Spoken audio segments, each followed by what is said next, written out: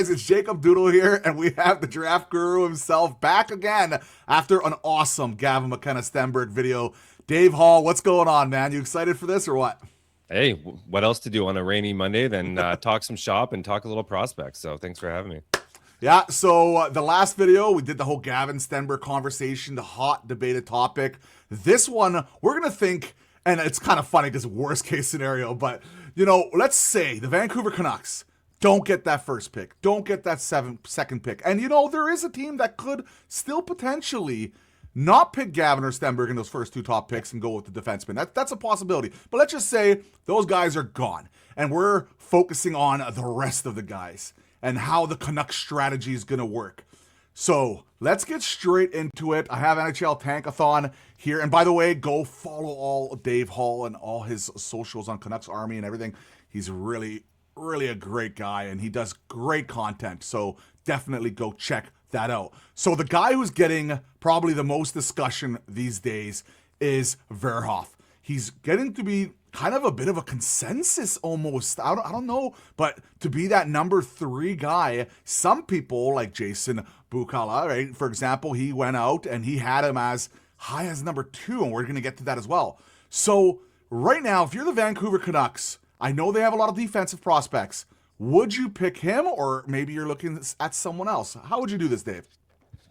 Yeah, I mean, it's going to be the Canucks are going to be faced with a lot of tough choices, no matter where they go, 1, 2, or 3. Like we've already talked about, Gavin or Stenberg, Keaton Verhoeff. Like, who knows? There's just so many variables. The one nice thing about Keaton Verhoeff that, regardless of what decision they go with, if they do decide to take him, I think you can be pleasantly happy with the fact that he's very NHL projectable, and he's probably going to have a pretty fruitful career, whether that's top 4, whether that's top pairing. He's probably going to be an NHL defenseman. He's got the physical traits are there. He's got a big body. He moves the puck well.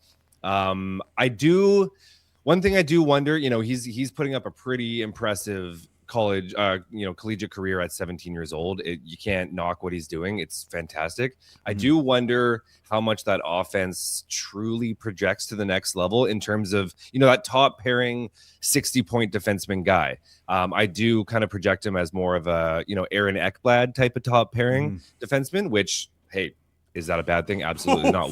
You'll take it all day. Seth Jones, something exactly. Like that. You'll take it every day, and it is what it is. So is it the worst case scenario that they take Keaton Verhoeff? Absolutely not. He's a fantastic prospect. He's going to be a fantastic prospect. My issue, and the only thing that I worry about, is that once. And you can say this about Ivor Stenberg and Gavin Mckenna as well, but I think with those two players specifically, there is enough upside and enough projection that it's a no-brainer. You take them, you run, they have a potential to be a top 6, if not top line difference maker, potential, star player on your team. So you just take them. The problem that I have with the rest of the crop, especially in the case of the Vancouver Canucks, who have a bleak at best prospect system, is Keaton Verhoeff. Is he a difference enough? A bigger difference? Wow, it is a Monday. Difference maker, yeah. Enough difference maker that he's head and shoulders above the rest of the crop. Where could you potentially think about moving back in the draft, and whether that's recouping another pick or potentially another prospect? Is there a reality where you can take a maybe not quite as projectable as Keaton Verhoeff, but potentially, you guys, we're looking at the board right now. We got Chase Reed. You even move back and you got a guy like, Carson Carrolls, who could drop a little bit because of his size. There are some defensemen, if you wanted to go defense, that you might be able to get slightly less projectable, but still one hell of a prospect just a couple of picks later. And are you able to entice a team to drop back a little bit and maybe get another prospect or pick in there? Or if you look at the forwards, if you wanted to go center, obviously the Canucks desperately need a center prospect. Braden Coots is great, but he's all they got right now. It takes a massive drop. So, Caleb Malhotra, he's rising up these leaderboards like crazy, but is he worthy of a number 3 overall pick? I'm not so sure. Could you move back and maybe get a Tynan Lawrence or a Caleb Malhotra a little bit later, a couple picks later, and still, recoup, like I said, I keep saying, another draft pick or prospect? I just think there are quite a few intriguing options that I'm just not so sure. I know a lot of people are. I'm just not so sure if Keaton Verhoeff moves the needle enough to like make that a significant, like that's your pick. If he's available, you're taking him. I just think there's some options. The thing is, like with Verhoeff, like a 17-year-old, 6'4", right-handed defenseman. Oh yeah. These guys do not grow on trees. Like this is a unicorn type player. This is someone that you could go out and have be in your organization for a stupid amount of time. Especially, yeah, we have Hronek up there, and with Lander, of course, Mancini on that right side as well. But you know, you throw a guy like Verhoeff in there. Look at that right. That right side would be absolutely ridiculous for God knows how long. And if he does turn into like an Ekblad, Seth Jones type player, like man, what a great have. Now the trading down in discussion is actually very interesting because I was thinking. Sorry, I'm starting to stuff my mouth. I was thinking in a similar light, but it just doesn't happen. Like it doesn't really happen. Like very rarely do you look at a situation when someone will trade down. They'll just pick their guy or whatever the guy on the highest of their draft board. It does make perfect sense because this draft, a lot of people think it's 1-2. And then now some people are saying it's 1-2-3. But I still believe it's 1-2. And then there's like kind of maybe 3's a little higher than the other guys. And then you're looking at like 4 down to even like 12 or 4 to 10. Like it's really a thing. So if you do trade down, you get 2 of those guys in that middle tier. It would be a very interesting idea. And then it would definitely open up the aspect of like, okay, you want to get that center, even though he's not maybe projected as a true number 1 center in Lawrence or Malhotra. But you can now do it because you traded down. Now you're getting 2 of those guys in that thing. You can maybe swing on a Vigo, and you can potentially get him. You know, like there's different ways of kind of doing it. Another thing I wanted to ask you, Dave, and I'm just curious about this. So, do you think the Vancouver Canucks should be afraid potentially of going out and let's just say they don't trade, getting that another defenseman with that top pick? Because the way I see it is like if they go defense with this first pick, especially if it's Verhoeff, because I believe he is the kind of consensus guy to be the first defenseman off the board. You still have 3 other picks, and what always happens, Dave? What always happens in these drafts? Centers, right-handed defensemen, they always go early. It's gonna drop some of the guys from the wing, especially the smaller wingers, to potentially more kind of like better spots for the Vancouver Canucks. And guess what? We have picks in those spots to potentially snag someone and make a value play there. So even if we go defense, you could always think. Another option is trading up. You can always trade up as well. Package a couple of those guys. Trade up. If you're really looking at someone like Ethan, for example, you want that big guy. Yeah, he's not the most physical guy in the world, maybe not the best skater in the world, but if you think his talent is just so good, like a Tage Thompson type style, hey, you know what? Package 2 of those guys lower down. You're going for quality over quantity. If he drops to say 15, which is, you know, it's not like completely out of the norm that it might happen, especially if some of the worst centers go first, and maybe you can snag him as well. So different options on how they want to do it. And by the way, I wanted to mention, this is Scott Wheeler, by the way. This is Scott Wheeler's at The Athletic. Go show him some love. He just had his draft rankings. Very, very interesting read. Definitely go show him some love. So I'm having him here in the background. But just, Dave, continue on that note. Like, what do you think about all that? Yeah, no, you nailed it all. And that's why, like, these conversations are tough to have because, you know, by no means do I want, you know, viewers to come out of this and think that I don't think Keaton Verhoeff is, you know, a significant prospect. He is. Like, for me, I just think, you know, like I said, I look at this prospect pool day in and day out. And I just think with the tools that they have, with the picks that they have right now, I think it's going to be a massive, massive, massive issue if they don't come out of this first round with at least 1 center. And so that's why, for me, you know, with Keaton Verhoeff, yeah, he's going to be great, but is there a potential? Let's put it this way: do the Chicago Blackhawks, who have 2 first rounders, do the Calgary Flames, who have 2 first rounders, do they drop down in the lottery? You know, they end up unfortunately picking, let's say, 6th, and they really pegged Keaton Verhoeff as their guy. Could you potentially, you know, package those 2 up? Now you've got almost, you know, 3 to 4 first round draft picks.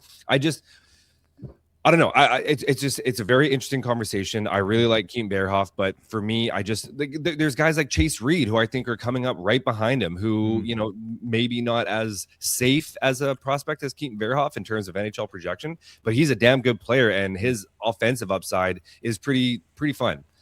So he's a guy boosting up. You got a guy like Albert Smiths, who's pretty much he might, I don't know if he's NHL ready next year, but he's pretty damn close. And, he plays a very intriguing style that I think is going to go a lot higher than most originally had him. You showing right now, he's number 10. I could see him breaking that top 7 easily. So there's just so many options. Could he not, like, sorry to interrupt you. I'm not trying to interrupt you. I'm just wanted to get your take right away. Can he not be the first defenseman off the board? Because does he not, like, what if he goes out and has another incredible? If I'm not mistaken, he's going to the Olympics, right? Oh yeah. So what if he has a showing over there, and you know who's a amazing big mobile 6+, the big defenseman that a lot of people thought was picked early, and then all of a sudden turned out to be an absolute steal. What's it called? Sider from Detroit, right? It's Sider, yeah. Right, like. Could he not be potentially the best defenseman that comes out of this draft? This is what I mean. Like there is some potential for some movement here still. And even though right now Verhoeff is the consensus, man, like you really do think, and Bukala is very high on him as well. There's no right? You'll learn very quick. There's no consensus in this draft. It's been like that from day one. Like, everyone thought Gavin McKenna was Gavin McKenna's year, and now there's no consensus there. And now there's no consensus of Stenberg or McKenna being number 1. Some people have Verhoeff going 1. There is not a single. If someone tells you there's consensus, they're lying to you. There's nothing. This is one of those years where it's just all over the board, which is why I do think there is potential to maybe get a little interesting. And as you referred to already, it doesn't happen a lot, and you were totally right. And at the end of the day, I don't foresee a trade happening. Yeah. But if there is a year to have it, this might be the year where you can kind of fiddle around and maybe get a little creative to assure that you get a center in this draft. Because right now, I do think getting a center, a projectable center, is a must right now. So, and if you guys are enjoying this video so far, feel free to leave a like, subscribe. We're trying to get to 1,000 subscribers by the end of the Vancouver Canucks season. That would be amazing. And also, of course, Canucks Army on Dave Hall and on his Twitter and socials and everywhere. Show him some love as well. So another interesting names that we're wanting to kind of talk about here is Vigo. Like, he's starting to. A lot of people are starting to think, hey, man, maybe he's small, but will the talent outweigh that aspect? And, and Lawrence, he's had a pretty slow start in NCAA there. Do you think that maybe affects kind of where he's going to be taken? Are you kind of disappointed maybe a little bit of what he's been doing over there? Or do you think it's kind of like, it's not that big of a deal? Well, he's making Gavin McKenna look pretty good because he's showing just how difficult the NCAA can be. He was tearing up the UCHL before he left. And, I'll be the first to admit, I did think it was a very bold choice of his to go midway through the year and go to the NCAA after he was already ripping it up in the UCHL. I just, for various reasons, not only is it a harder league, but you're also getting far less games. He's significantly shortened his season, so he's not going to have as much of a runway to showcase himself as he would in the UCHL. So USHL, sorry. So, am I shocked? No, I don't know if I'm shocked because his game isn't really based around, he's not projected to be a huge point producer. He's looking to be more that, 60 point, maybe 70 point center. That's just a reliable all situations type top 6 center. So I don't know if I'm so shocked. Did I, anticipate a little bit more than what he has so far? Yeah, probably. But at the same time, it's been a really weird case for him the entire season. He's been injured for most of it. Comes in, dominates the USHL for a short stint, and then goes to the NCAA to make that transition at such a young age. So, you kind of have to give him some grace. It's not easy to just, mid-season make that switch. But, I don't know. Go ahead. No, just go quickly. Do you think, because some people I've talked to that are very high on him, like, I mean, incredibly high on him, they're saying his potential upside is a Nico Hischier type scenario. I think that's a bit higher than where I would project him as. Well. But like, can you imagine? Like, can you imagine? Can you imagine it? No one really knows, right? Like last year, apparently was a bad draft, and we're getting guys like Schaefer come out of it. Like it's That's prospects for you. yeah. You don't. No one really knows what's considered. Like we have our best guesses, and we have professionals that can go out and give us like, their takes and the scouting reports, and that's what makes it so fun. That's why it's so fun to talk to you, all you guys, and talk to you, Dave. Who's so good at this and usually gets it right more often than not, right? Which is so hard to do. It does make you wonder with a lot of these guys because he doesn't have the craziest hands, but his two-way ability is advanced. I would say he's more NHL ready, but like what is the difference between, for example, Lawrence and maybe one of the Vancouver Canucks picks that they picked last year in Coots? Is there so much higher of an offensive ceiling there? Like, how would you compare maybe those guys? Because they're both good skating, two-way type power forward center. Yeah, that's a good question. Power forward, sorry, but center. No, I know what you're saying though, and it's a good question. I do Braden Coots, his shot and the way he thinks the game, I think puts him at a bit of a higher level offensively. I do think there's a bit more upside for Coots.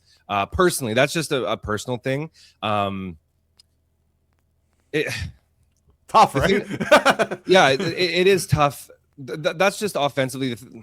It's actually a really good, to be honest, a good comparable. I think both are the reason why Tynan Lawrence in my eyes is so high is because he's so projectable. I do think that he just plays the game that is going to play NHL games, whether that's high impact. Nico Heischer's an interesting one. I haven't heard that myself, and I do agree that I do think that's a little bit high in my eyes. But then again, there's still half a season left. There's still a lot of viewings on him to go, right? Like.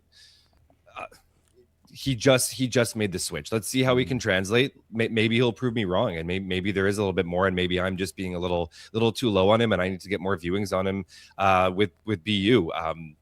I don't know. I just don't really see it as much as most people do. I do like him as a prospect, and if a couple players were gone, I would love to have him. I don't know. And I do think Vigo Bjork drops, so I do think there's an opportunity to get him a little bit later, maybe with what you were saying with maybe packaging and moving up a little bit with that second pick. I do wonder if Vigo Bjork is one of those players that you could potentially target. See, now look way up top there. This is Jason Bukala having Caleb Malhotra at number 4. Yeah. Which is fascinating. What is your take on Malhotra? What kind of a ceiling does this guy have? Is he going to be the first center off the board? I think so. I think just the way, like for me, the thing that I love about him is and this is the reason why I love Braden Coots, is I'm all about motor and just give a damn meter, right? And so those are two guys that both just have a huge give a damn meter, and they just don't stop. Malhotra, he plays, if you got the privilege to watch his father play, Manny Malhotra, just a very solid two-way center that can just kind of do it all on the defensive end. And Caleb has kind of shown already, not only he plays on a really good team. Brantford Bulldogs are running through the league right now, but he's also the guy that's been used in all situations, the go-to center for all of that. And he's answered the bell as one of the OHL's premier scorers at just 17. So he's shown that offensive pedigree is there. I'm not going to be shocked at all if he's the number 1 off the board. In fact, at this point, I would expect it. I do think Tynan Lawrence's transition to the NCAA is going to open a little bit of eyes to the fact that maybe he might be a little bit slow out the gate. And so I think Caleb Malhotra's trajectory is just going to burst him up. And I do think he is going to be the number 1 center off the board. Where that is, I don't know. Again, do you take him at 3rd overall? I personally don't think so. But then again, I think you can see that with so many of these guys, and that's why I wrote an article about this at Canucks Army because of this exact scenario. I just think 3rd overall, assuming Gavin and Ivor are both gone, I just think this is where, the draft just gets super juicy and up to basically, it's anyone's guess at this point. Like, I believe the Canucks should stay away from all centers this draft unless they trade down. I have no interest in picking any other of the centers. I think you focus on wingers this draft, especially high offensive style wingers. it's just something I really, really want. So I think next year's draft, from my really early look at it, seems to be a lot stronger in the center department. I'm not sure how much you've looked at it. Maybe you can't fix everything in one season, right? So I'm thinking maybe maybe not. We can draft a center later on, but I just mean like the centers are gonna go. Like all those 4 main guys, they're gonna be gone by the time we go to our next pick. So I might as well just try to go value picks here with the wingers. I would have stay away from center this draft. Is something I was thinking about. But let's move over now. Fair. Let's slide over, and this is what makes it so fun because there's so many different ideas and options of how to run this draft. So here are some of the mid-tier guys. Is there any names here that really stand out for you and potentially could be someone that moves up significantly in this time period, or maybe someone the Vancouver Canucks can look at a little bit later on in the draft? I do really like Adam Novotny. I just talked about give a damn meter and kind of that power forward kind of style. And I think Adam Novotny is going to be one hell of a pick in that mushy middle of the draft, or the first round rather. I think if you're going for, an all kind of, I don't want to say Kiefer Sherwood because that's not going to be he's not going to be a Kiefer Sherwood, but I think if you're looking for that kind of player arc type, just that kind of like going at all times, just cylinders running always. I think Adam Novotny is very intriguing, and he's got a hell of a shot to finish as well. So I think he's the kind of guy that if you wanted to target wingers and you were looking for just kind of an all around guy and projectable NHLer, I think Adam Novotny is going to be one hell of a middle six kind of winger. I think the thing for me is that I've realized I think at this point of the draft, you're probably targeting your middle six a little bit more. I do think there are some very interesting boom or bust. I think Elton Hermanson right there at 16. If you're looking for a boom or bust type winger, I do think Elton Hermanson has that ability. He's shown incredible offensive flash. He's got elite level offensive mind. The problem with him is I don't want to say, I will say it.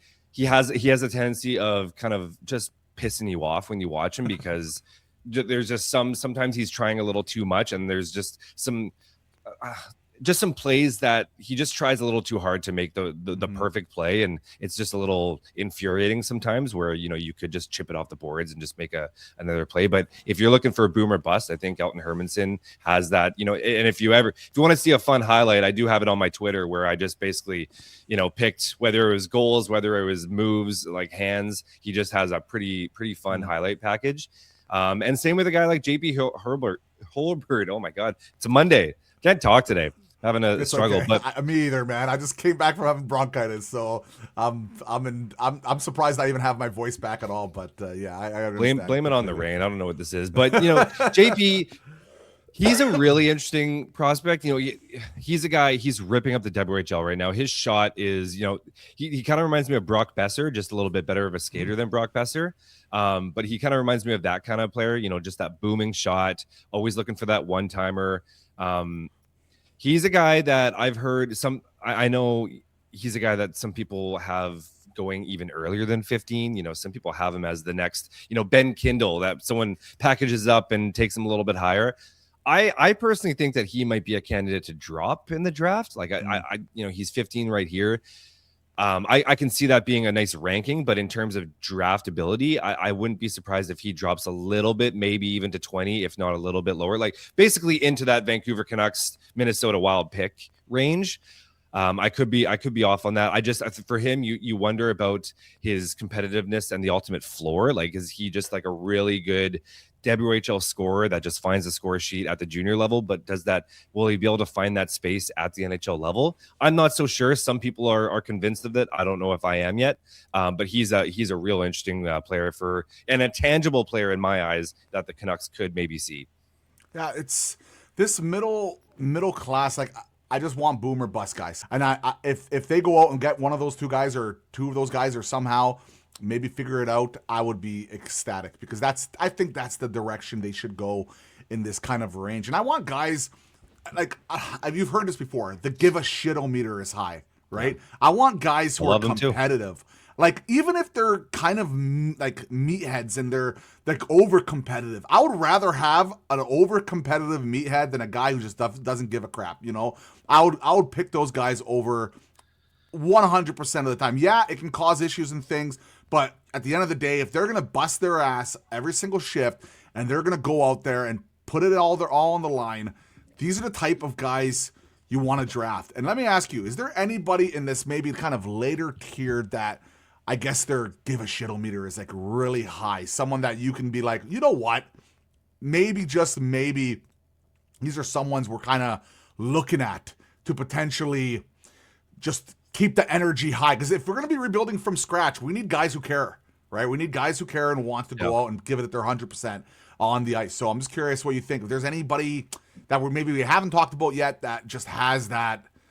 Well, first, I do think Adam Novotny is he's a really intriguing prospect to me. He's someone that stood out to me like right out the gate, and he just continues to impress me. He's also just like he's busted out offensively in his first year in the OHL as well. But honestly, I also, if you want like a physically demanding prospect that I think could make I think Oscar Hemming is going to play NHL games. I think he's a guy that, it's been just like 6'4", a guy right? like 6'4", yeah. Guy like Tynan Lawrence, who had a bit of a weird season. Oscar Hemming, he wasn't able to play for the first half of the season, so he just started playing games, and it's at the NCAA level. So it's been a bit of a slow start for him as well. But he's a guy that I just think he's got the physical tools and the offensive, upside that I think he's a real intriguing player to not only get drafted in the first round, but kind of jump up a little bit higher than he has.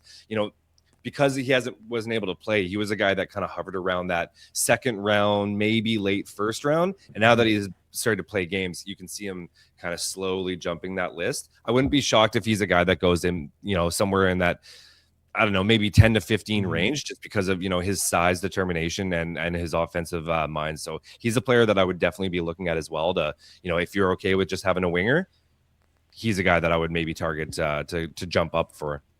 Dave, this has been absolutely awesome. I want to just say thank you so much for joining us once again. Definitely go show some love to Dave Hall on all his socials. Feel free to mention them right now if you like. Twitter is mainly where you'll find me. So Dave Hall 1289, I believe. And I promise you I'll do a little bit better talking on there than I am right now. No, you're doing amazing. Are you kidding me? People here love you. This community loves you. And we really appreciate this. Thank you so much for joining us. I'm sure Dave's going to join us in the future, maybe potentially talking about some of the further round guys when we do a little bit more research and see, because that's going to be really interesting to see, because we're going to have a lot of draft picks. We're probably going to get more draft picks here with the Kane trade and, maybe Bluger, who knows, and what else we're going to be going out and doing. So it's going to be fascinating to see. Dave, thank you so much, man. I hope you have an awesome, awesome day, man. Go enjoy the rain, man. Woo! Thank you.